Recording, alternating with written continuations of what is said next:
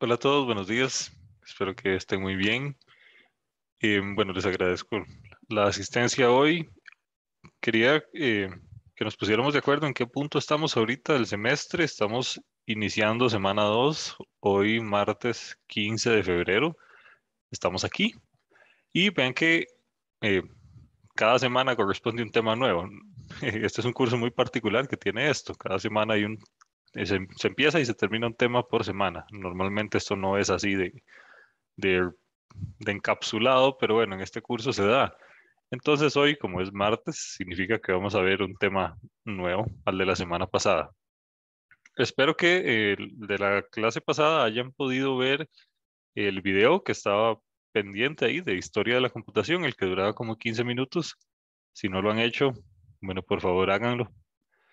Y bueno, hoy vamos a ver un tema que se llama pseudocódigo. Vamos a dedicarle una semana a esto, o sea, 2 clases. Este es un tema que se utiliza como introducción al tema de programación como tal, que es el que vamos a ver en la semana que sigue. Entonces, la idea de hoy es empezar a resolver problemas que se parecen a los que uno resolvería utilizando código como tal. Sin embargo, lo vamos a hacer no con el lenguaje de programación directamente, no con Python, digamos, sino que lo vamos a hacer con un lenguaje inventado que se parece mucho al español. Por eso se llama pseudocódigo. Entonces es como una introducción a Python. Es una manera de empezar a resolver los ejercicios, eh, a pensar más como programador. Eso es lo que vamos a intentar durante esta semana. Ahora, si ustedes se van al Tech Digital, en documentos, hay una parte que dice, hay una carpeta que dice, creo que ejercicios. Sí, aquí está. En la carpetilla de ejercicios hay un documento que se llama ejemplos de pseudocódigo. Ese es el documento que vamos a usar durante esta semana. Este tema lo vamos a ver directamente con ejemplos, no hay como una explicación teórica antes, sino que vamos a entrar de una vez con ejemplos, porque es bastante fácil de entender. Y bueno, todo es como sacado de la manga, entonces no hay mucho que decir ahí. Sucede algo muy interesante acá, como paréntesis con el Tech Digital, y es que viera que el Tech Digital siempre tiene unas carpetas por defecto que no se pueden eliminar. Por ejemplo, estas que dicen proyectos, tareas, notas. Entonces, bueno, hay un montón de carpetas sin usar que nunca vamos a usar por el hecho de que no se pueden eliminar. No sé la razón, pero bueno, no se puede. Entonces, bueno, está en la carpeta de ejercicios ahí para que lo tengan. También un detalle importante, si ustedes ven, en teoría jueves, perdón, tenemos el primer quiz del curso. Em, Normalmente yo les tengo que avisar con una semana de anticipación que va a haber quiz. Sin embargo, se me olvidó avisarles. Ahí estuvo en el cronograma, pero se me olvidó decirles explícitamente. Entonces, bueno, les quiero preguntar, ¿alguien tiene algún problema con hacer el quiz este próximo jueves 17? ¿Alguien tiene algún inconveniente? En teoría, por reglamento del TEC, uno siempre tiene que avisar con una semana de anticipación. Acá tenemos el cronograma, entonces digamos que ese pudiera haber sido el aviso oficial. Sin embargo, no me gustaría ser así como tan grosero. Entonces, lo podemos hacer el jueves si nadie tiene problema, o lo Una podemos hacer pregunta. de hoy en 8 si alguien tiene problema. Entonces, ¿qué opinan? Eh, Mi pregunta es, ¿cómo son los quizzes exactamente? Los quizzes son pequeños, rápidos, y lo que se evalúa no es es lo de la semana anterior, no lo de esta semana. Por ejemplo, en este quiz uno lo único que va a entrar son cosas de organización de sistema computacional y de historia y eso. No se va a evaluar pseudocódigo. Los O quizzes sea, las siempre evalúan, generaciones. ajá, los quizzes siempre evalúan lo de la semana anterior. Y en este caso, por ser un tema teórico, va a ser simplemente preguntas teóricas, hay como de análisis o así.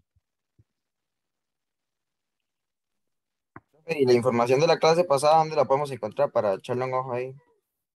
Y eso está está en la grabación, está en YouTube, en el mensaje que les mandé por Telegram.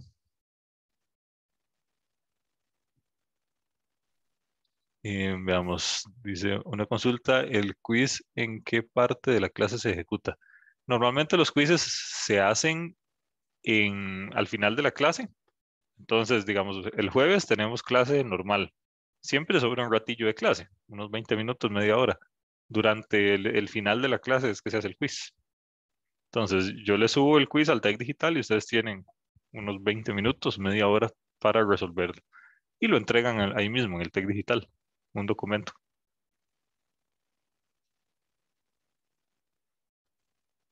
Ok. Eh, Adelante, Alberto. Si ese documento es como un Word, que uno lo llena y ya, y ahí uno mismo lo edita en el en la sección del Tech Digital. Sí, de hecho, bueno, le voy a compartir un quiz de otro curso para que vean más o menos cómo es. Em, bueno, mientras tanto, alguien pregunta que si existe la posibilidad de realizarlo antes. Realmente no. O sea, es el mismo quiz para todos, entonces no podemos hacérselo a algunos antes y a otros después.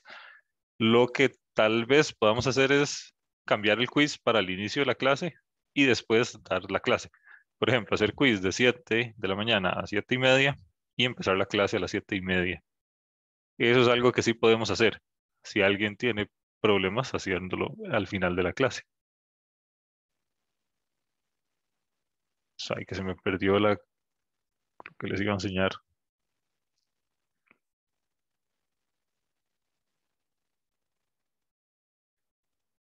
Em, bueno, vean, este es un quiz de otro curso. Entonces, a ustedes les van a dar un documento como así. Aquí explican qué es lo que hay que hacer. em, y bueno, vean que son solo dos problemillas. Son dos problemas en los cuales ustedes tienen que resolver algo en caso de que el quiz sea práctico o tienen que responder algo en caso de que el quiz sea teórico. No esperen preguntas como de ¿cómo se llamaba la primera computadora? ¿O en qué año empieza la primera generación? Digamos, no van a ser preguntas tan obvias, normalmente implican análisis, pero pues, no es nada muy difícil, más tomando en cuenta que ustedes tienen todo el material a su disposición. Entonces, son más como de entender qué es lo que pasa, más que responder algo ahí, o más que rellenar un campito. Pero sí, así son, más o menos. Este quiz tenía una hora para realizarse porque los ejercicios eran difíciles, digamos, pero los quizzes de este curso dudo que sean tan así. Entonces, bueno, de eso depende de cada quiz. Hay quizzes más difíciles que otros. Por ejemplo, el quiz que hagamos cuando veamos introducción a Python puede que sea más difícil que el que vamos a hacer ahorita, que solo implica historia. Entonces, unos tienen más tiempo que otros. Pero este próximo, el que es solo teórico, va a ser bastante fácil, probablemente unos 20 minutos, y va a ser simplemente responder un par de preguntillas respecto a lo que vimos en la clase pasada. De eso se trata. Em, Veamos. Entonces, lo vamos a hacer es el jueves 17, o sea, este próximo jueves, lo vamos a hacer a las 7 de la mañana y vamos a terminar como a las 7:20 y nos conectamos a clases como a las 7:30. Si alguien tiene problema, este es el momento para que lo diga. Bueno, si no me puede escribir después y ahí lo movemos. Pero es que si lo movemos sería para de hoy en 8 y tendríamos quiz el martes y también el jueves. Entonces, yo preferiría dejarlo tal cual está, tomando en cuenta que el quiz es fácil. Pero sepan que todas las semanas hay quiz, todos los jueves hay quiz, básicamente. Así durante las primeras 9 semanas. Después cambia un poco, pero las primeras 9 semanas sí. Ok, entonces, bueno, lo vamos a hacer a las 7 este jueves 17. Ahí les mando un recordatorio antes. ¿Algo más por acá? ¿Alguna duda con algo? Corre, Ujú. sí, una consulta. El quiz de semana 3 Bueno, no sé mis compañeros qué opinan. ¿Se podría mover para el martes? El quiz de semana 3. Si fuera posible, sí, si no, no. Pero Este, digamos, la siguiente semana. ponerlo aquí, dice usted. O no, el 22. Ah, ok, ponerlo aquí. ¿Y eso sería por alguna razón en particular? Sí, bueno, si quiere, lo hablamos después o Ujú. bueno, no, el asunto es que no voy a estar en el país y ese día tengo que estar en el aeropuerto. Ok, si usted tuviera un caso particular, y esto aplica para todos, si alguien tiene algún problema justificable, en ese caso particular lo podemos ver aparte. Entonces, no es Ok, necesario como mover a todo el grupo. La idea es que todo el grupo siga con cierta constancia y su caso lo vemos por aparte. Ahí hacemos el quiz otro día o algo así. Digamos, si hay ok, alguna razón ok, ahí justificable. Y bueno, yo considero que salir del país es una de ellas. Entonces, todo bien. ok, ok. Entendido, profe. Y sí, después lo hablamos. Sí, sí, Entonces, está bien. Excelente. ok, Gracias. gracias. Y bueno, otra cosa, vean por acá que hay una tarea. Esta tarea se las voy a dar hoy y tienen una semana para hacerla. Entonces, bueno, para que sepan, por ahí es bastante fácil y ahora al final de la clase hablamos de eso. Y bueno, eso es todo lo administrativo. Vamos a, si ustedes quieren, en su casa pueden abrir el documento que les mandé de los ejemplos de pseudocódigo. Son un montón, son 13, bueno, 14 son. Entonces, la idea de hoy es empezar a resolverlos. Y a punta de ejercicios vamos a entender de qué se trata este tema. Como les digo, es un tema bastante fácil. Em, bueno, vamos a empezar ahorita por los más fáciles. No necesariamente van en orden, pero la idea es hoy ver los más fáciles, no sé, hacer unos 4, 5 tal vez. Durante la próxima clase vamos a hacer otros y los otros ustedes los pueden resolver en su casa. Entonces, bueno, de eso se trata ahorita. Vean que esto es algo que no se entrega, o sea, no son ejercicios para que ustedes los entreguen y obtengan una nota, simplemente son ejemplos, no son una tarea. Hay una tarea relacionada a esto, pero es aparte. Entonces, bueno, para que sepan que esto no lo tienen que entregar. Ok, lo primero que vamos a hacer es, voy a copiar y pegar el enunciado. Voy a utilizar este editor de texto, que es el mismo que utilizamos para programar. Y es el que les mandé que tenían que instalar.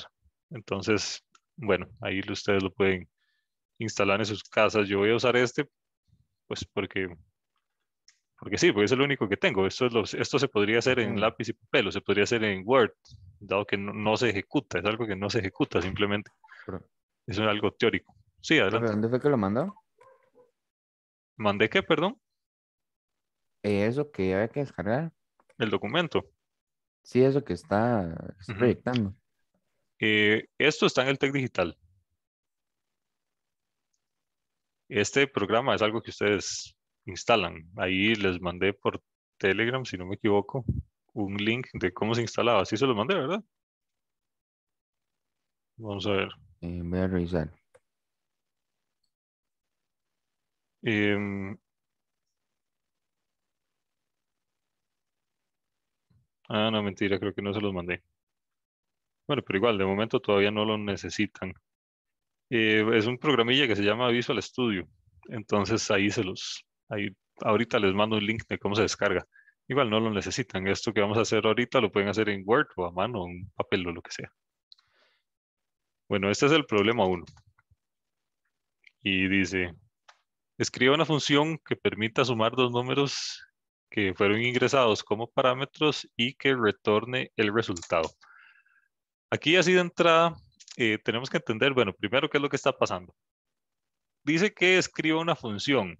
A este punto nosotros no sabemos qué es una función. Una función es una pieza de software, la unidad mínima que, que permite resolver un problema. Es la unidad mínima de resolución de problemas.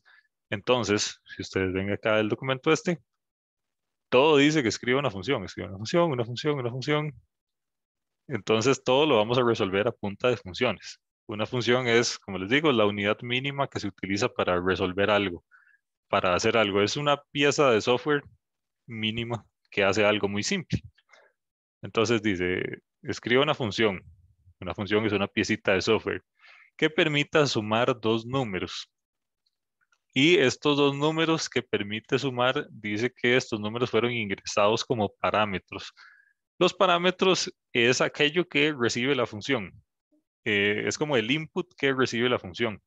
Y después dice que retorne el resultado. El resultado es la salida. Entonces, si vemos esto como, como como cajas, digamos, se vería más o menos así. La idea es crear una función, que esa función reciba algo y que esa función saque algo. Entonces, esta de aquí es la función. Lo que va a recibir, dice que son dos números. Bueno, pongamos aquí. Número A y número B. Estos son los dos numeritos que recibe como entrada. ¿Y qué es lo que vamos a sacar? El resultado de la suma. Bueno, vamos a ponerlo así. A más B. Entonces tiene una entrada, hace algo y tiene una salida. Así funciona todo el resto de ejercicios que vamos a hacer. Va a haber una función que resuelve algo. Ese algo que resuelve normalmente tiene una entrada y normalmente tiene una salida. Entonces, aquí algunos conceptos para estar todos en sintonía. Existe el concepto de función, que como les digo es una pieza de software que resuelve algo. Existe el concepto de parámetros, que es aquello que recibe la función. Y existe el concepto de retornar o de retorno, que este retorno es la salida, es el resultado que vamos a dar. Entonces, bueno, esto lo voy a poner aquí.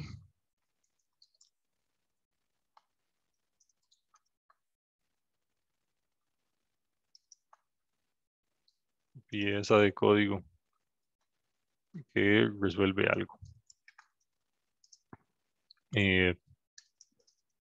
Parámetros o la entrada de la función. Normalmente aquí no se ponen tildes. Y retorno salida de la función. Por cierto, este documento que estoy haciendo aquí, yo se los paso al final de la clase, entonces no sé cómo estresen por copiar así. Yo les paso todo esto que vamos a usar acá. Entonces, bueno, este es el problema 1. Y, bueno, ya vamos a resolverlo. Antes de resolverlo, si nos vamos acá al enunciado, vamos a ver si dice. Así dice. Para cada uno de los ejercicios defina las entradas, salidas y las restricciones e implemente el pseudocódigo que hace la solución. Pero vamos a definir estas tres cosas. Vamos a definir quién es la entrada de mi función. La entrada de mi función son dos números. Vamos a definir quién es la salida, es el resultado de la suma. Y vamos a definir las restricciones. En este caso, no hay restricciones. Porque si ustedes se ponen a ver, ¿qué sería una restricción? Una restricción sería, por ejemplo, dividir algo entre 0, que eso daría una indefinición. O sería algo como si ustedes tienen una raíz cuadrada y ustedes no pueden tener lo que está dentro de la raíz no puede ser negativo. Entonces, bueno, eso sería otra restricción. Cosas así, pero en este caso es una simple suma, no hay una manera de que una suma se indefina. Entonces, bueno, no hay ninguna restricción. Esto hay que hacerlo para todos los ejercicios que vayamos a resolver. Esto no, esto es algo simplemente como explicación de las palabrillas nuevas que venían por ahí. Y bueno, ya lo vamos a resolver. Esto, como les digo, este tema se llama pseudocódigo. Es una manera simple de programar acercándonos a lo que sería un lenguaje de programación, pero sin entrar en detalles de cómo es que funciona ese lenguaje. Entonces, esto que vamos a ver es como español mal hablado. Son como una mezcla de palabras de lenguajes y otra mezcla de palabras de español. Y la idea de esto es que sea una introducción a lo que sería ya programar directamente en un lenguaje. Entonces, eso es lo que vamos a hacer. Lo primero que vamos a empezar es por escribir aquí. Las funciones tienen nombre. Por cierto, yo uso una cosa que autocompleta. Y veamos. Sí, es un plugin ahí que autocompleta. Entonces, por eso si ustedes vieron, me sacaba sugerencias de un montón de cosas. Es impresionante, por cierto. Bueno, entonces vamos a crear una función. A la función hay que ponerle nombre. Y yo le voy a poner un nombrecillo aquí, cualquiera. Y esto que viene acá entre paréntesis son los parámetros que recibe esta función. Vamos a recibir número A y vamos a recibir número B. Y voy a poner, no, ya le doy enter. Entonces, esto que está acá es la declaración de una función. Entonces, dice función porque significa que lo que sigue es una función. Después, esto es el nombre de la función. Eso es el nombre que yo le quiero poner. Yo a esto le hubiera podido poner, no sé, Carlos, e igual funcionaría. La idea es ponerle algo relacionado a lo que sea que haga la función. Y después vienen dos paréntesis. Un paréntesis se abre y un paréntesis se cierra. Lo que viene entre paréntesis son los parámetros. Si aquí hubiera dicho que recibe 6 números ingresados como parámetros, entonces aquí vendrían más cosas. Número C, etcétera. ¿Verdad? Todo lo que sea parámetros lo recibimos como paréntesis a la entrada de la función. Alberto, adelante. Si esos guiones bajos que puso, ¿para qué son? Ay, sí, eso es un detalle importante. Resulta que este es un nombre. Este nombre tiene que ser una única palabra. Entonces, si yo quiero pegar dos palabras, tengo que pegarlas con algo diferente a espacio. Entonces, lo normal hubiera sido así, que la función se llame suma números, pero yo no puedo poner espacios porque esto es una variable. Es el nombre, es un nombre propio, digamos. Entonces, por eso, obligatoriamente tengo que ponerle guión bajo. Es como, digamos, en mi caso, yo me llamo Leonardo Araya y digamos que me quiero hacer un Instagram. A mí me gustaría que el nombre de mi Instagram fuera así directamente, Leonardo Araya. Sin embargo, yo en el nombre de mi Instagram no puedo poner espacios. Entonces tengo que hacer algo como Leonardo-Araya o Leonardo.araya o Leonardo, no sé, asterisco Araya. Ahí sucesivamente. Es básicamente para evitar el uso del espacio. Por eso pasa igual cuando digo número A o número B. Eh, Son variables, pero yo las estoy pegando por un guión bajo, nada más, el nombre. ¿Me explico? Sí. Ok. ¿Alguna otra duda con esto?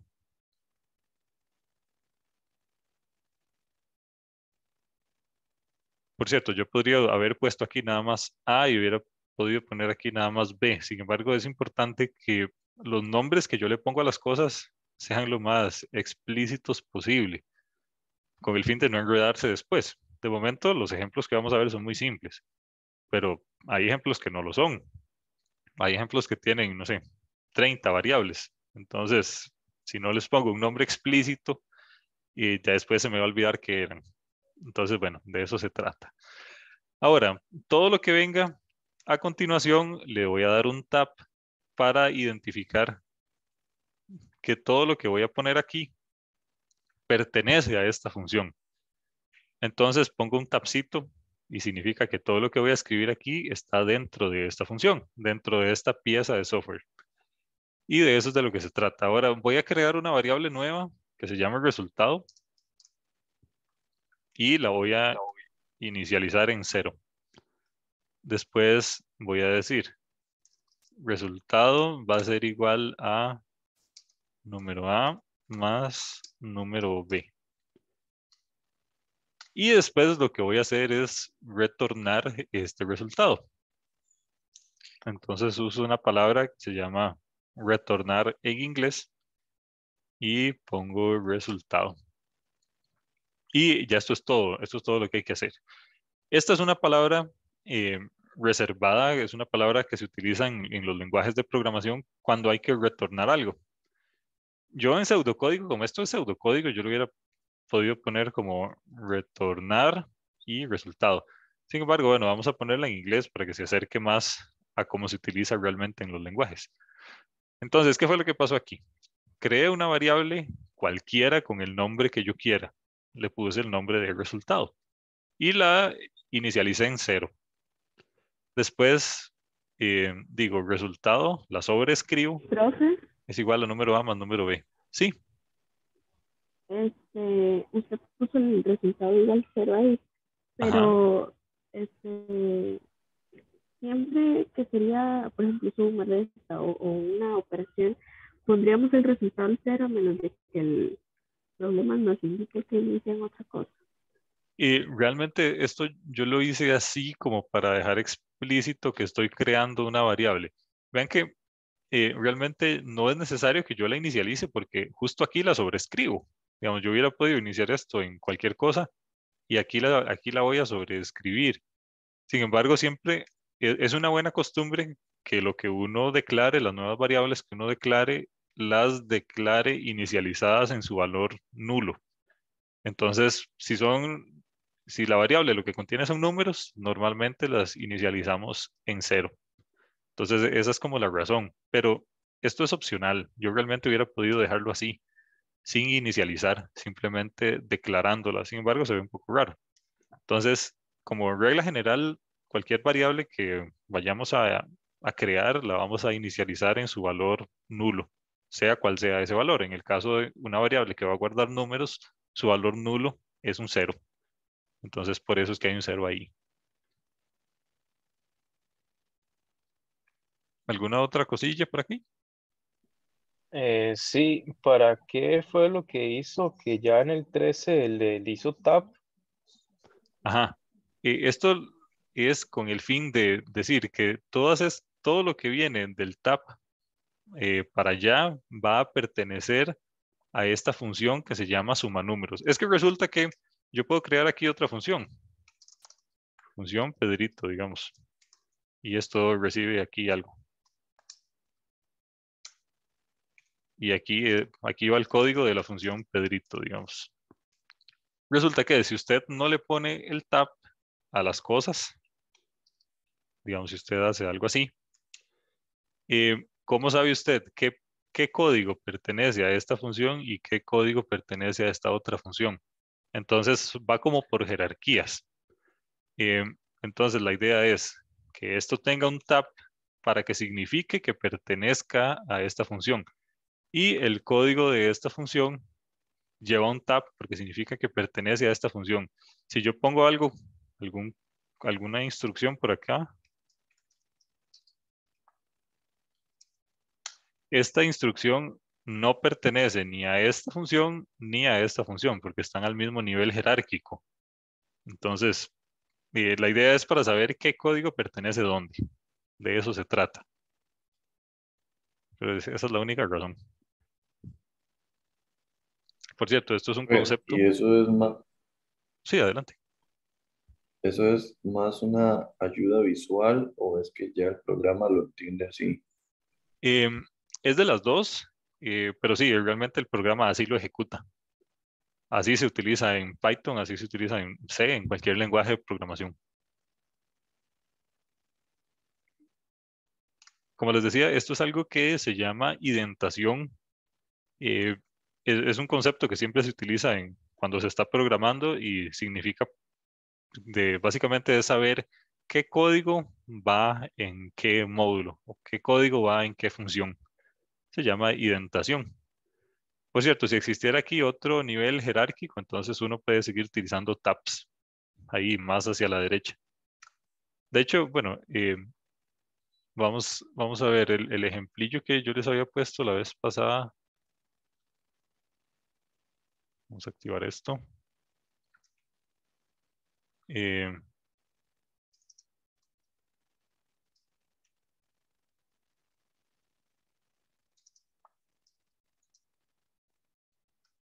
veamos un toquecito. Estoy esperando que me lo autosugiera. Allá está. Ven, esto es Python. Es el código que resuelve la sucesión de Fibonacci de Python.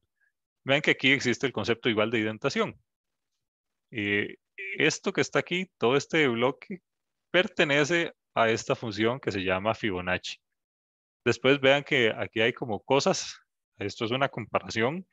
Y después hay otro tab. Eso significa que este codiguito de aquí, la línea 6, pertenece a la condición 5. Después, en la línea 7 hay otra condición y después hay otro pedacillo de código con otro tab. Significa que este return 1 pertenece a esta condición. Y finalmente hay otra condición acá, hay otro tab y todo esto pertenece a esta condición. Entonces yo puedo agregar más líneas aquí y todo eso va a pertenecer a esta condición. Y siempre va a llevar aquí tabs para saber qué pertenece a dónde. Eso es lo que se llama identación. Bastante interesante. Y bueno, este es el código que resuelve este problema. Es bastante fácil. Simplemente 3 líneas, declaramos una variable, asignamos esa variable y retornamos el resultado. Vamos a pasar al ejercicio, al que sigue, al 2, supongo. Y se escribe una función que sume 3 números. Sí. Vamos a resolver este ejercicio. Por cierto, voy a dejar aquí, bueno, unos espacios entre problema y problema. Problema 2. Le voy a quitar las tildes. Resulta que cuando uno está programando no se usan tildes, no por faltas de ortografía, sino porque normalmente todos los lenguajes de programación están en inglés. Y en inglés no existen las tildes. Entonces, por eso es que no se utilizan tildes ni para poner comentarios. Entonces, acá lo que tenemos que hacer es una función que sume 3 números ingresados como parámetros y que retorne el resultado. Vamos a definir las entradas. Sí, son 3 números. Otra vez se activo. Salidas. La salida es el resultado de la suma. Y las restricciones no hay. No hay restricciones en este caso. Y vamos a crear la función. Voy a poner función suma 3 números. A este le voy a poner suma 2 números. Al anterior, a este le voy a poner suma 3 números. Para que se identifique bien quién es quién. Número A, número B y número C. Entonces, vean la diferencia de la línea 12 a la línea 27. Como acá recibo 2 números como parámetros, solo hay número A y número B. Acá recibo 3 números como parámetros, entonces hay número A, número B y número C. Nuevamente, este fue el nombre que yo les quise poner. Yo les hubiera podido poner cualquier otra cosa e igual funcionaría. Ahora voy a declarar una variable que se va a llamar resultado. La voy a inicializar en 0. Después voy a decir resultado es igual a número A más número B más número C. y voy a retornar el resultado.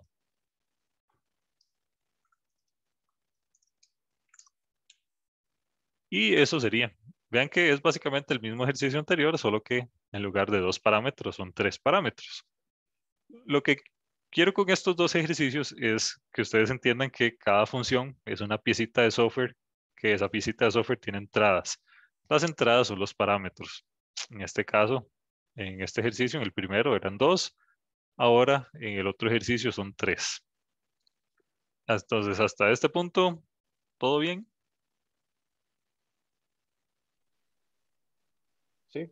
Ok, excelente. Entonces de acá vamos a seguir al ejercicio que sigue. Aquí la cosa ya se empieza a complicar un poquillo más. Dice, escriba una función que permita sumar una lista de números ingresados como parámetros y que retorne el resultado. Entonces aquí vamos a introducir el concepto de lista.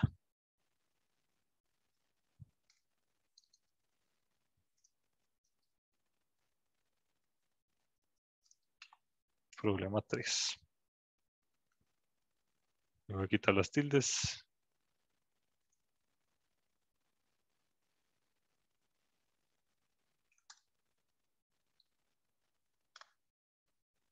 Entonces, bueno, una lista de números ingresados con parámetros que retorne el resultado. Ok, vamos a ver, dedicar un momento a entender cómo es que funcionan las listas en programación. Para nosotros, cuando escuchamos la palabra lista, inmediatamente pensamos en una lista de cosas. Digamos, para nosotros una lista es como una lista del supermercado. Entonces uno apunta aquí, tengo que comprar huevos, tengo que comprar manzanas, y tengo que comprar arroz, digamos, azúcar, crema, etcétera. Esto es una lista. Sin embargo, nosotros vamos a como a agarrar este mismo concepto y a encapsularlo diferente. Es básicamente una manera de encapsular una serie de elementos. Nosotros las listas las vamos a encapsular utilizando los paréntesis cuadrados. Bueno, un textito, voy a hacer esto más grande. Es básicamente meter una colección de elementos dentro de unos paréntesis cuadrados. Entonces, para mí una lista en programación se ve más o menos así.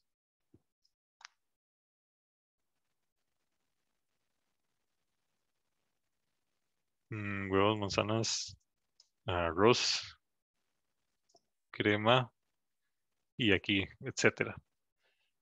Entonces, la de la izquierda es una lista humana, la de la derecha es una lista en programación. Básicamente una colección de elementos encapsulados en unos paréntesis cuadrados. Ahora, estas listas tienen nombre y entonces tengo que meterla de alguna manera y tengo que ponerle nombre. Entonces digo, lista es igual a todo esto. Y ahora resulta que para mí lista es una variable. Entonces ya ahora yo puedo hacer cosas como, por ejemplo, retornar la lista. Puedo hacer así, return lista. Lo que decíamos hace un rato, que simplemente retorna el resultado. Como lista es una variable, yo puedo hacer cosas como retornarla. También puedo hacer cosas como añadirle elementos, quitarle elementos y así. Ahora, lo que vamos a hacer es a manipular un toquecillo esta lista que tenemos acá.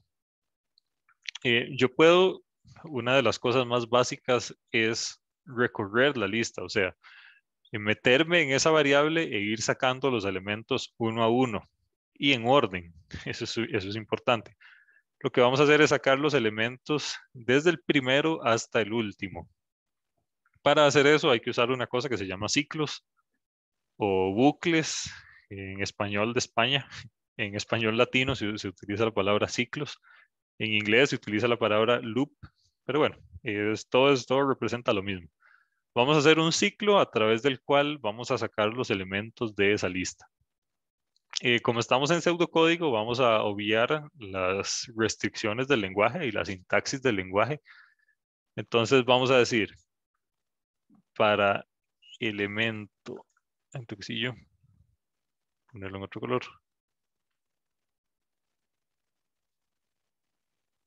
Ujú. Ay, no, no me funcionó.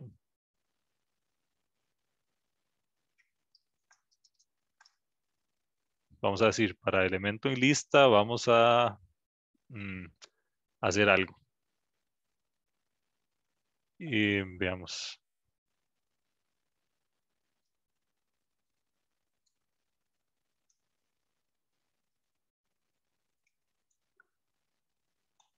Esto que vemos acá es un ciclo. Acá las palabras importantes son esta de elemento y esta de lista. Entonces, esta es una manera de hacer un ciclo y que básicamente de lo que se trata es que va a existir una variable elemento, que esta variable elemento va a contener cada uno de los elementos de esta lista. ¿Y en qué lista es? En esta lista que se llama lista. Si existiera otra que se llamara lista 2, por ejemplo, y yo pongo así para elemento en lista, me estoy refiriendo a esta, no a lista 2. Y acá lo interesante es que estas son cosas que proveen los lenguajes de programación, proveen soporte para hacer este tipo de cosas. Y de lo que se trata es que va a existir una variable nueva que se llama elemento, que esta variable va a tener primero huevos, después manzanas, después arroz, después crema, y así sucesivamente hasta que la lista se acabe. Entonces, yo utilizando esta variable elemento puedo hacer cosas. Ahora, ¿qué cosas puedo hacer? Eso depende de cuál es el problema que estoy solucionando. Pero para este caso en particular, en la primera iteración del ciclo, elemento va a ser igual a huevos. Para la iteración 2, elemento va a ser igual a manzanas. Para la tercera iteración del ciclo, elemento va a ser igual a arroz. Y así sucesivamente. Si la lista fuera de 1.000.000 de elementos, la variable elemento daría 1.000.000 de vueltas y en cada vuelta va a ocupar cada una de las posiciones de la lista. Y de eso es de lo que se trata. Yo con esta variable elementos poder hacer algo. Entonces, por eso es que utilizo ciclos para recorrer una lista. ¿Alguna duda de este punto? Yo sé que puede ser un toque confuso. Tal vez con el ejemplo que vamos a ver Profe, ahorita quede mejor. Adelante. entonces usted lo tiene que poner así, elemento huevos, elemento manzanas, o solo tiene que escribir. No, el ciclo lo hace solo. O sea, esta instrucción, esto es una instrucción, esto se encarga de que la variable elementos tome cada uno de los valores que sea que está en la lista. Ah, ok, sí, es que ya estaba pensando, porque claro, si son 1.000.000, usted no va a escribir 1.000.000 de cosas, ¿no? Sí, no, no, él lo hace solo.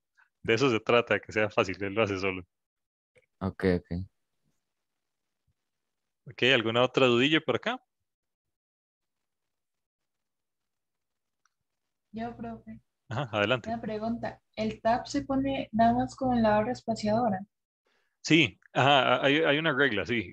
Normalmente puede poner o un tab o poner también 4 espacios. Son lo mismo. Ah, ok, muchas Ujú. gracias. Pero sí, lo pone con esa barrilla que está a la par de la Q. Eso es como lo más fácil. O puede poner 4 espacios manualmente. Sería lo mismo. ¿Alguna otra cosilla por acá? Ok, bueno. Teniendo esto en mente, perdón. Se me enredó con la lista. Teniendo esto en mente, lo de la lista, vamos a pasar al ejercicio que queríamos resolver. Ok, entonces dice, escribe una función que permita sumar una lista de números ingresados como parámetros. Entonces, ¿qué significa? Que vamos a recibir de entrada algo como esto. Bueno, no, pongamos así como lista de números va a ser igual a algo como así. Nada más una lista de números cualquiera. Pueden ser números grandes también, no necesariamente tienen que ser chiquitillos. Una lista de números cualquiera es lo que vamos a recibir. Y lo que queremos es retornar el resultado de la suma de cada uno de ellos, o sea, 1 más 6 más 9 más 5 más 2 más 4 más 7 más 9 más 0, así sucesivamente. Si la lista tuviera 1.000.000 de elementos, Entonces queremos saber cuánto da la suma de sumar ese millón de números. Algo así es como se ve. Entonces esto es lo que queremos hacer, esto es lo que queremos resolver. Vamos a crear una función y le vamos a poner suma lista. Y esto recibe un parámetro de entrada. ¿Qué es ese parámetro? ¿Son los elementos individuales? No, es el nombre de la lista. En este caso se llama lista números. Yo le hubiera podido poner aquí cualquier otra cosa y hubiera funcionado igual. Voy a crear una variable que se llame resultado y el resultado la voy a igualar a 0. Y después voy a utilizar el ciclo, que es como la parte nueva. Vamos a decir, para elemento en lista números, voy a hacer algo. Entonces, ahora creo una nueva variable de elementos. Esto es una declaración de una variable implícita, porque yo no estoy creando una variable elemento directamente, explícitamente, sino que al yo hacer esto, automáticamente se crea una variable que se llame elementos. Y esa variable va a recorrer toda la lista llamada lista números. Entonces, lo que yo voy a hacer es decir, resultado es igual a resultado, o sea, lo que sea que tenía antes resultado, más elemento. Y ya, de ahí me salgo del ciclo y después simplemente retorno resultado. Esta es la solución del ejercicio.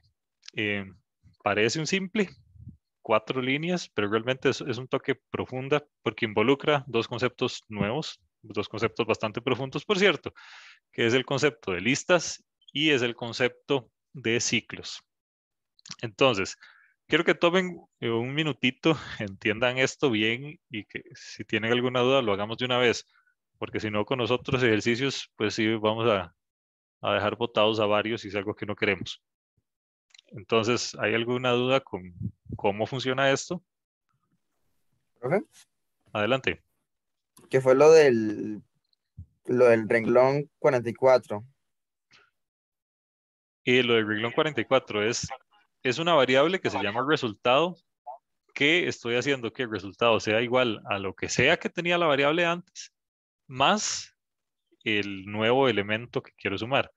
Entonces, si le damos una corrida a esto, digamos, en nuestra cabeza, la variable de resultado primero tendría 0. Vean que yo la estoy igualando a 0. Si lo hubiera igualado a 1000, en este caso sí afecta. Por eso es que hay que igualarla a su valor neutro. La estoy igualando a 0. Entonces, en la primera iteración, esto va a ser 0 más el primer elemento que es 1. Entonces, en la primera iteración va a ser así. En la segunda iteración va a decir, como 0 más 1 es igual a 1, entonces va a decir 1 más 6. Esto da 7. En la tercera iteración va a decir 7 más 9. Y así sucesivamente. Vean que, ¿cuántas vueltas da este ciclo? Pongámonos a pensar, ¿cuántas vueltas daría esto? ¿Cuántos valores diferentes va a tomar la variable de elemento? Va a tomar primero un 1, después va a tomar un 6, después va a tomar un 9, después un 5, después un 2, y así sucesivamente. En este caso esta lista es bastante grande, no sé cuántos elementos tiene, son como 15. Entonces, eso significa que esta variable va a tomar 15 valores diferentes. ¿Qué valores son? Van a ser cada uno de estos, y en orden, por cierto. Entonces, como tomó 15 valores diferentes, yo quiero sumarlos todos. Entonces creo una variable que se llame resultado, que el resultado va a ser igual a lo que tenía antes el resultado más el nuevo valor. Y eso lo sobrescribo en la misma variable. Si es un toque tricky, yo sé, pero espero que haya quedado mejor. ¿Alguna Profe, otra ya cosilla? sí, sí entendí. Gracias. Bueno, excelente. Yo no entendí eso de elementos que va. Eh, no entendió de dónde Eso que sale dice esta variable. elemento, que es que este elemento es como una parte nueva en este ejercicio. Ajá, ajá. Sí, bueno, resulta que esto es lo que se llama ciclos. La línea 43 es un ciclo. Ahora, los ciclos tienen una sintaxis particular. Yo aquí estoy diciendo, para elemento, este es el nombre que yo le quiero poner a la variable.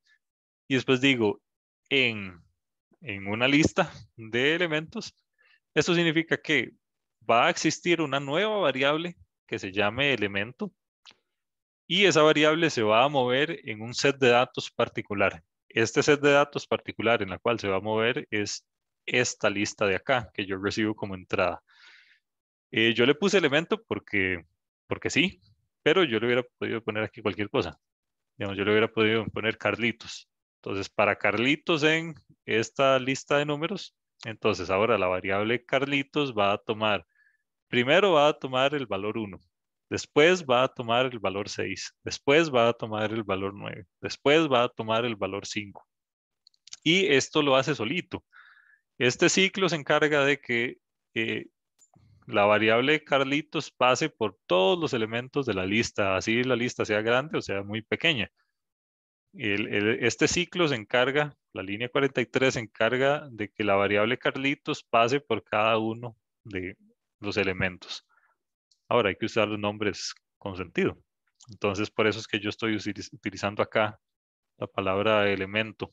Entonces, significa que mi variable se llama elemento. Pero sí, la línea 43 es algo automático que ofrece el lenguaje para resolver este tipo de cosas.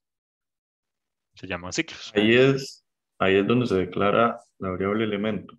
Ajá, se declara ahí implícitamente. Yo en ningún momento tengo que poner algo Ok, como no es elemento un igual a algo. comentario entonces. Sí, no. Se declara solo aquí. Ok. Y digamos, el programa cómo entiende que es una variable o un comentario o algo así, digamos. Es que yo entendí eso como un comentario, eso, lo de la línea 43. Entonces, no sé, me No, salió una duda del compañero. eso sí es código. Los comentarios tienen una sintaxis particular. Eso depende del lenguaje. En este caso, por ejemplo, Python, para poner un comentario es con un hashtag o con el signo de número. Vea que de hecho se puso de color diferente y todo. Significa que comenté esa línea. Pero si no tiene nada, si no tiene el hashtag, significa que es código. Por cierto, bueno, la parte de código es de la línea 40 a la línea 46. Esto de aquí arriba sí es comentarios, o sea, es texto, igual a que en los ejercicios anteriores. Aquí el código va de la línea 27 a la línea 30. Esto de aquí son puro texto de ayuda, digamos. De hecho, ven que vacilón, porque el mismo editor de texto de programar sabe qué parte es comentario texto y qué parte es código como tal. Como esto es pseudocódigo, yo no estoy utilizando acá una manera formal de comentar. Esto idealmente debería de haber sido así. O sea, tengo que meter todos los comentarios, tengo que meterlos en un hashtag. Pero bueno, como esto es pseudocódigo, da igual, porque esto es algo que no se ejecuta. Sin embargo, si fuéramos a ejecutar esto, como en el caso de un código real de Python, sí hay que definir bien qué es comentario y qué no.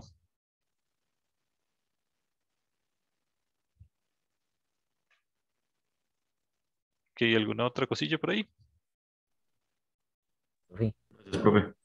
Adelante. Perdón, pero no me quedó muy claro qué es el return.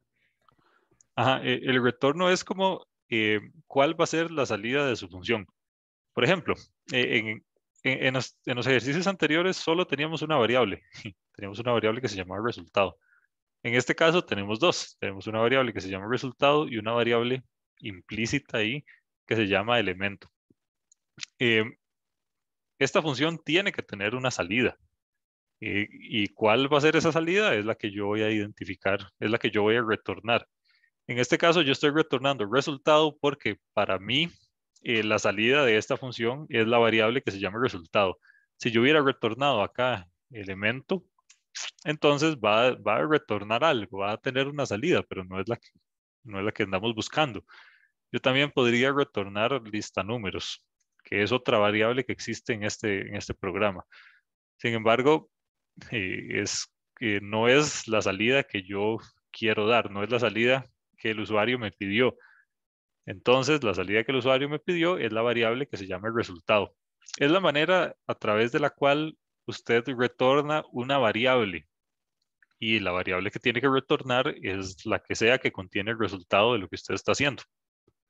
Es como la manera en la cual usted dice, ok, esta es la variable que va a ser la salida. Y aquí el programa muere. Ya después de retornar, ya el programa ahí termina. Ya retornó su resultado. Ok, muchas gracias. Ok.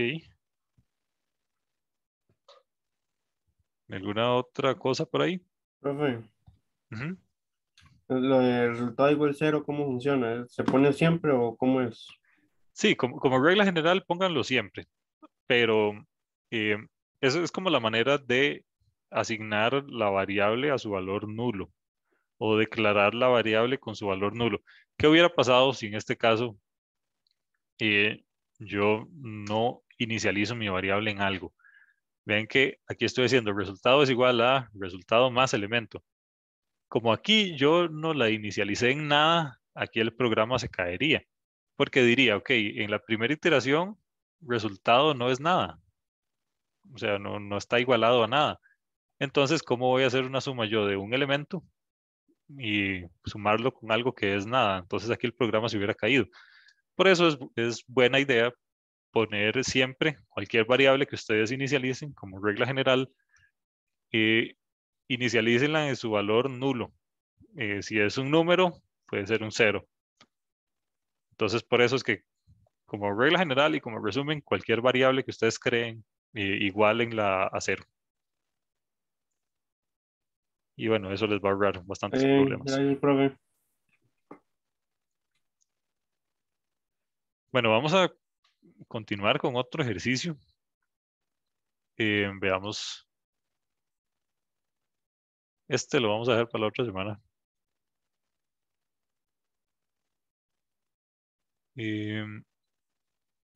Todos estos también.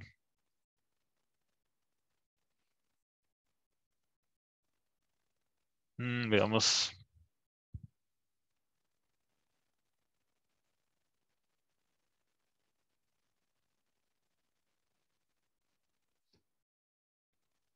Escriba una función que permita escribir los números de 1 hasta n, donde n lo recibe el usuario.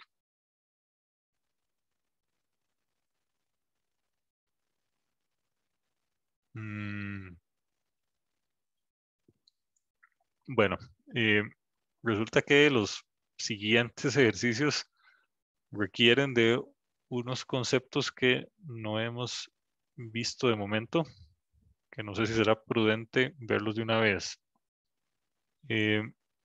Bueno, vamos a hacer el ejercicio 5.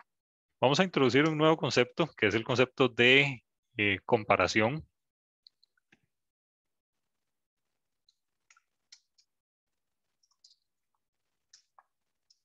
Vamos a hacer ahí, no, realmente es el ejercicio 5. Aunque no van en orden, pero no importa.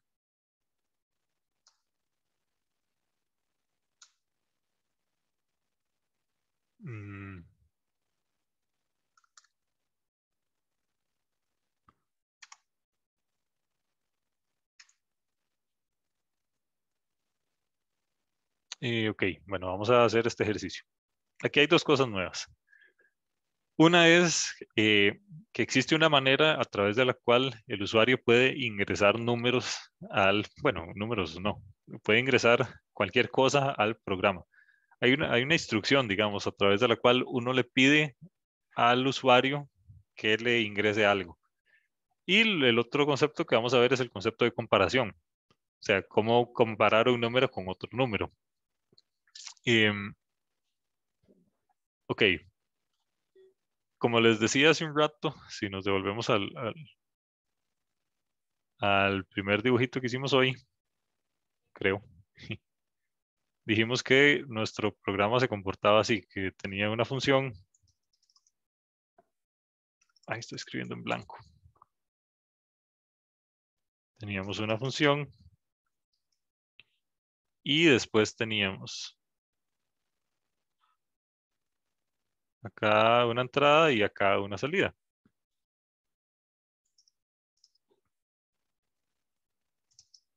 De momento nosotros hemos visto que las entradas son puros parámetros, ¿verdad? Es lo que recibíamos como paréntesis. Pero resulta que hay otra manera a través de la cual yo puedo pedirle datos al usuario sin que me los dé por parámetros de manera predefinida. Es una manera a través de la cual el programa llega a un punto, se detiene y espera a que el usuario le dé la entrada. Hay una función utilitaria que hace eso que se llama input, que es básicamente una funcioncita que me devuelve lo que sea que el usuario ingresó a través del teclado. Esto el usuario lo ingresa por una cosa que se llama la consola, que lo vamos a ver la siguiente semana, pero háganse la idea que el programa llega a este punto, se detiene y espera a que el usuario le ingrese los datos. Y existe otra manera para comunicarse con el usuario, aparte de la salida final, aparte del retorno de la función, hay como algo que yo puedo hacer para decirle cosas al usuario, para que el programa le diga cosas al usuario. Y eso es lo que se llama imprimir, o más conocido en inglés como print. Es básicamente una manera a través de la cual el programa imprime cosas en la consola y esas cosas el usuario las puede ver. Es una manera alternativa de comunicarse con el usuario más que simplemente con el retorno de la función. Entonces son dos conceptos nuevos. Por ejemplo, cuando yo ejecuto este es un código de Python, olviden qué es lo que hace. Acá lo interesante es ver la manera en la cual imprime cosas. Vamos a ver, yo le doy play. Y se abre una cosa que se llama terminal. Y hace un montón de cosas aquí. Entonces, vean que aquí ya se ejecutó. No hizo nada, pero se ejecutó. Ahora, digamos que nos imprima el resultado de haber ejecutado esa función que se llamaba Fibonacci. Y ahora dice 55. Imprimió 55. Yo puedo poner más cosas acá. Ya nuevamente olviden qué es lo que está pasando aquí. Simplemente nada más vean que realmente se imprimen cosas.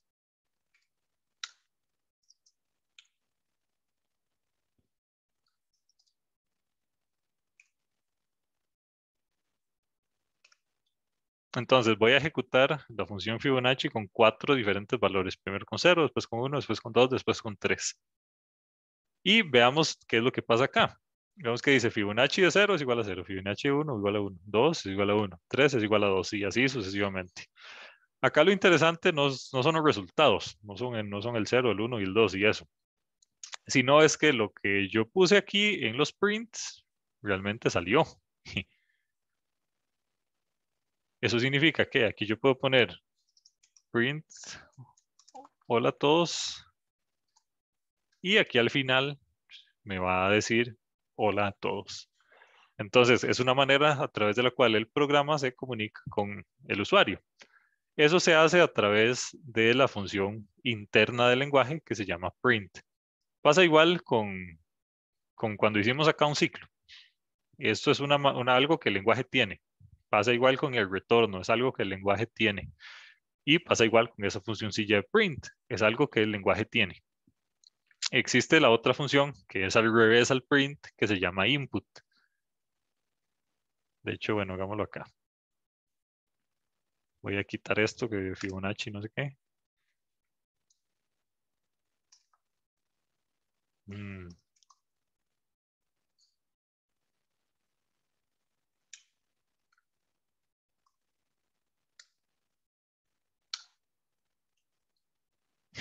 Así es como se utiliza la función de input. Y es básicamente, voy a crear una variable, le voy a poner A y que va a ser igual a lo que sea que el usuario ingrese. Así se trata. Y el usuario lo ingresa por consola. Digamos, uno escribe aquí cosas, digamos, y ahora la variable A va a tener el resultado, ahora va a contener lo que sea que yo le puse aquí. Entonces son dos conceptos nuevos. Una es el de imprimir, a través del cual imprime cosas y el usuario las ve. Y el otro concepto es el concepto de input, que es una manera a través del cual el usuario ingresa datos al programa. ¿Alguna dudilla hasta acá? Sé que es muchas cosas nuevas en un día, pero ¿todo bien? No, realmente yo sí lo entiendo, pero digamos, digamos que a la hora de hacer uno yo solo, no sé si me va a salir, esa es la cosa. Sí. Realmente lo que estamos haciendo acá es enseñándoles una serie de herramientas que ya después ustedes utilizan de manera autónoma para resolver los problemas. Entiendo el punto de que uno lo puede entender, sin embargo, es difícil que se le ocurra. Pero lo que vamos a darles durante cada clase es una serie de herramientas que ya después ustedes utilizan solitos para resolver sus ejercicios. Estas cosillas que estamos viendo son como las más básicas que tienen los lenguajes. Entonces, si ustedes las entienden, ya después eventualmente las podrán utilizar. De eso se trata. Entonces, vamos a hacer una función muy simple que le pida al usuario dos números. Vamos a empezar por ahí. Esta función se va a llamar mayor, porque lo que vamos a hacer es una comparación de cuáles son mayores. En este caso, no voy a recibir nada por parámetros, entonces así queda la línea 53. Vean que tiene paréntesis, pero estos paréntesis están vacíos. Siempre hay que poner paréntesis, es parte del lenguaje. Así tiene que ser. Digamos, usted pone paréntesis incluso aunque no vaya a recibir parámetros. Es parte de la declaración de las funciones. Y lo primero que vamos a hacer es, vamos a crear una variable que se llame número 1 y la vamos a igualar a 0. Vamos a crear una variable que se llame número 2. Ay, mira. Aquí tiene que ser con guión bajo. Vamos a crear otra que se llame número 2 y la vamos a igualar a 0. Y después vamos a decir, vamos a poner un print y le vamos a decir al usuario, ingrese los datos de, no, o si le ingrese los dos números a comparar. O sea, si le ingresa los dos números a comparar y ahora decimos número 1 va a ser igual a input, significa que se va a quedar esperando a que el usuario le dé algo. En sentido estricto esto debería ser así. Y número 2 va a ser igual a input también. Ahora, ¿por qué input va con paréntesis? Input va con paréntesis porque input es una función. Entonces hay una función que ya el lenguaje trae construida, uno no la construyó, que se llama input. Y como les dije hace un rato, todas las funciones tienen que tener paréntesis. Entonces, acá esta función input no recibe parámetros, sin embargo, uno siempre tiene que ponerle los dos paréntesis para que sepa que lo que estamos es llamando a una función que se llama input y no a una variable que se llama input que existe por ahí. Pero bueno, esto no importa tanto. ¿Por qué tiene paréntesis aquí? Va a tener sentido después. Entonces, ahora el programa va a llegar aquí, va a imprimir que ingrese los números. Y después se va a quedar esperando a que usted le meta los números, a que el primero le meta el primero. Y después a que le meta el segundo número. Puede poner ahí los números que sean. Entonces, a este punto, acá ya en la línea 61, ya tenemos la variable número 1 y número 2 con su valor correspondiente, con el valor que el usuario quiere comparar. Entonces, ahora ya hay que empezar a hacer unas comparaciones. Ahora, a este punto, ¿todo bien?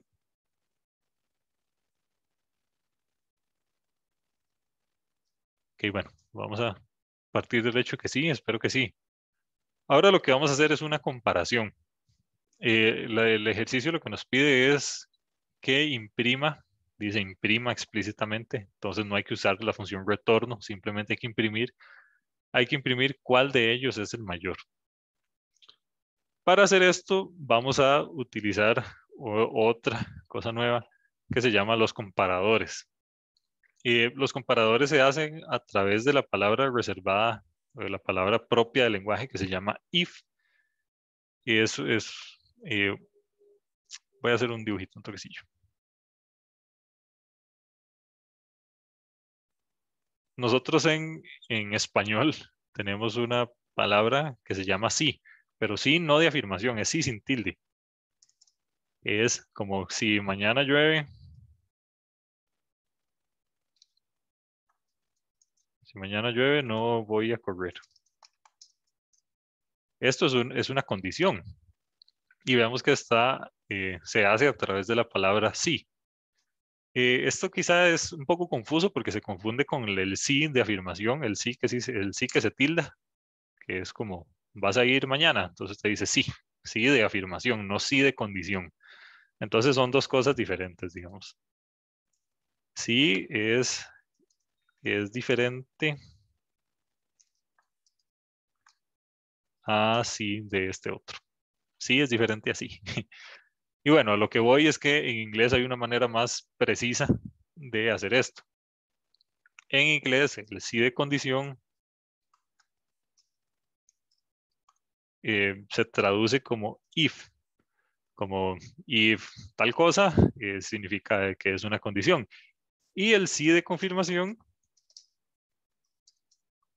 es yes. Entonces, inglés tiene una manera más certera y menos ambigua de referirse a esto que queremos hacer. Entonces, lo que queremos es utilizar el sí de condición. Pero para hacerlo de una manera no ambigua, lo vamos a hacer en inglés. Entonces, vamos a utilizar la palabra if en lugar de la palabra sí en español. Entonces, sepan que if significa simplemente es una condición. Entonces, yo puedo hacer cosas como esta. Yo puedo decir, si número 1 es mayor a número 2, entonces hago algo. Voy a poner print. El número 1 es mayor. Y hay otra cosa, otra palabra en inglés que es bastante interesante, que se llama else. Que esto lo que significa es como, la traducción literal es como si no. Y entonces si no, significa que el número 2 es mayor. Entonces, en resumen, if es igual a sí, else es igual a si no. Es como, si esto sucede, si se cumple esta condición, que número 1 sea mayor a número 2, ingresamos a esta línea de código. Si no, ingresamos a esta otra. El concepto es bastante simple. Acá lo interesante es lo que sea que uno ponga de comparación. O sea, acá lo interesante es lo que uno ponga aquí. En este caso estoy poniendo si número 1 es mayor a número 2. Existen otros tipos de comparaciones. Por ejemplo, aquí estoy utilizando mayor que, existe menor que, o existe otra para comparar si son iguales o algo así. Entonces, esto es lo que queremos hacer en nuestro programa, comparar si los dos números, sacar de los dos números quién es el mayor. Y lo vamos a hacer a través de las comparaciones, utilizando if y utilizando else. Entonces, si se cumple la condición, ejecutamos esta línea, esta de aquí.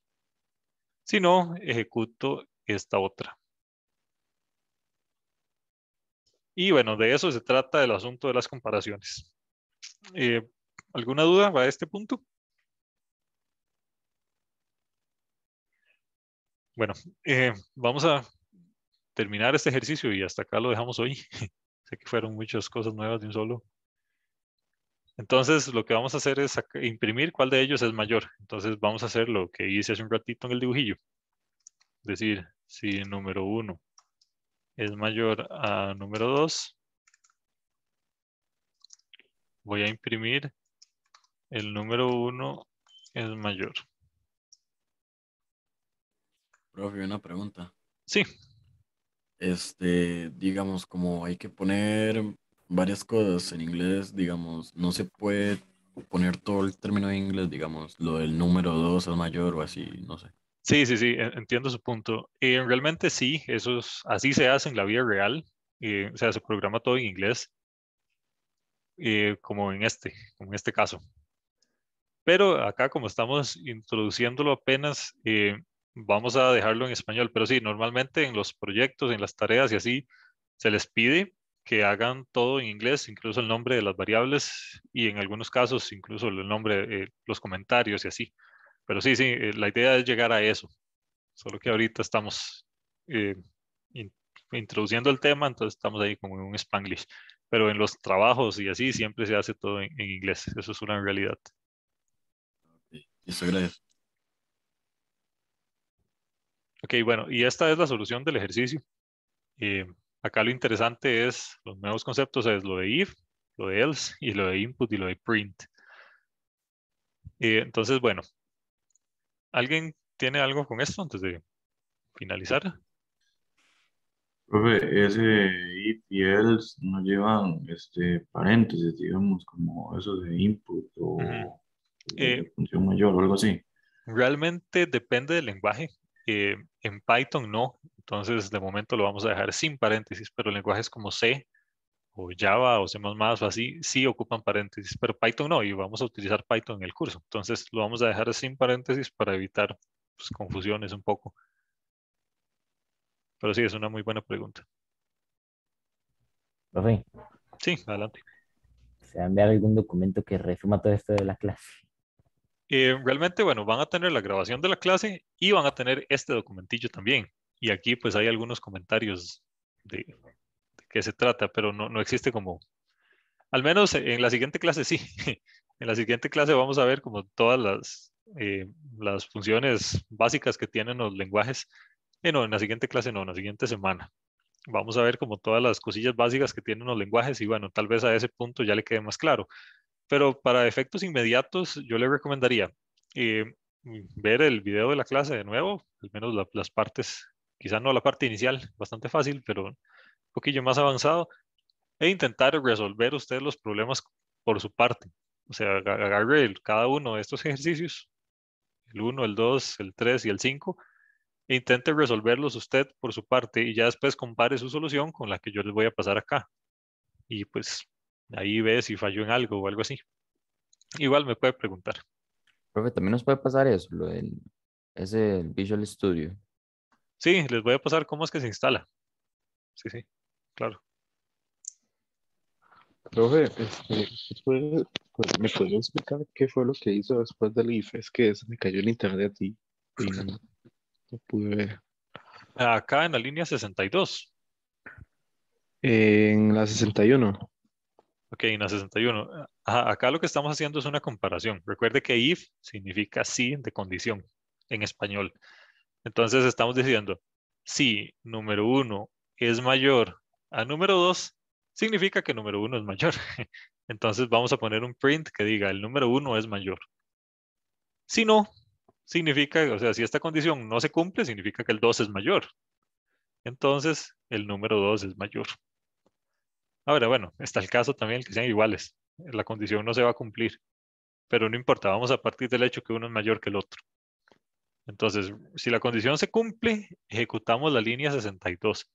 Si la condición no se cumple, ejecutamos la línea 64. Vean la importancia de los tabs aquí, porque si no, usted no sabe qué pertenece a dónde.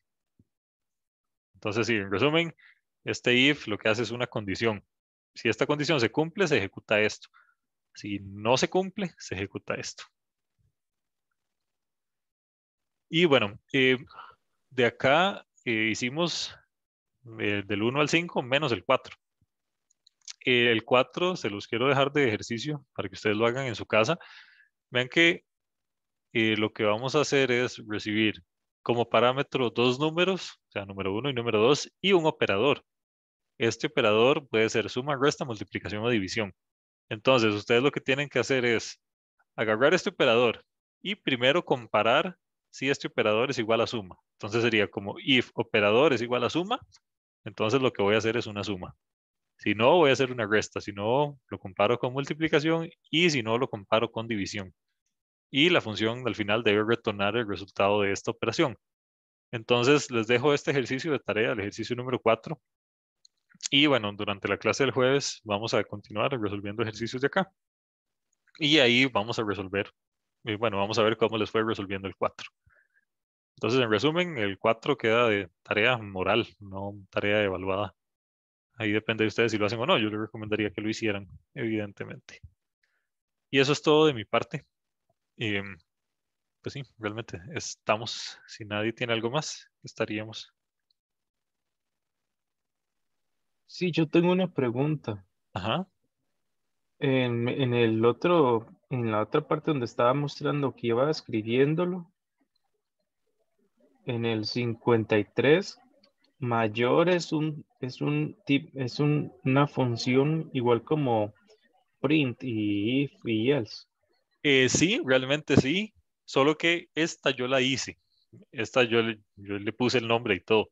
Estas otras funciones ya existen en el lenguaje. O sea, uno no las puede. Usted no puede crear una función que se llame print. Le va a dar error porque el lenguaje va a decir, ya yo tengo una que se llama print. Entonces, sí, sí son iguales, o sea, están en la misma categoría. Ambas son funciones, solo que esta mayor yo la hice. Las otras son funciones que ya están construidas, están preconstruidas en el lenguaje. Entonces uno solo las utiliza sin necesidad de programarlas, digamos. De hecho, es una familia de funciones que se llama pre-built, o sea que ya vienen preconstruidas en el lenguaje. Pero sí, es una buena pregunta, son la misma categoría, ambas son funciones.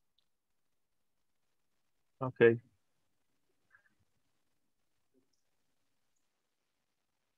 Ok, bueno, entonces estaríamos por hoy. Les agradezco mucho la asistencia y que tengan un bonito día. Hasta luego. Bueno, profe, gracias. Luego, Muchas gracias.